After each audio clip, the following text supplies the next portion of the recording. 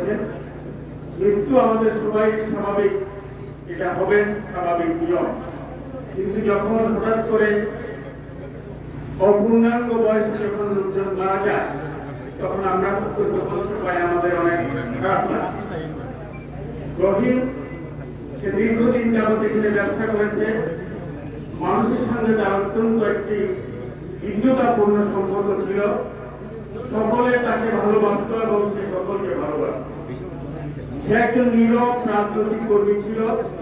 আমি বলবো আমার ভাষায় আমাদের বর্তমান সংসদ সদস্যের সে ছিল একজন নীরব উপদেষ্টা।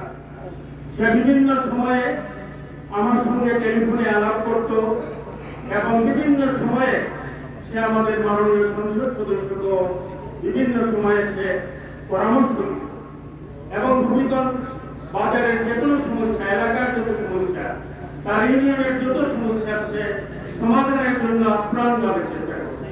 তার বাবা মরহুম মোহাম্মদ সাহেব ছিলেন ওই এলাকার, ওই বাজার এলাকার, কৃষি এলাকার একজন বিশিষ্ট ব্যবসায়ী এবং তিনিও, কারণ আমি 1973 ইংরেজিতে নির্বাচিত হয়েছি, সেই সময়ে উনি ছিলেন ওই বাজারের বিশিষ্ট মুরব্বী, বিশিষ্ট ব্যবসায়ী। ওনারা যে পরামর্শ দিতেন, ওনাদের পরামর্শে কিন্তু আমরা চলতাম। যাই হোক, অনেকেই হয়তো কথা বলবেন, আমি আর কথা বলতে প্রচন্ড রোদের মধ্যে আপনারা কষ্ট করছেন।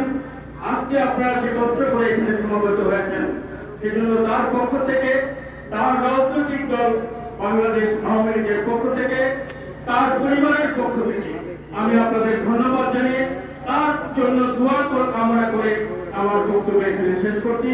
খোদা হাফেজ।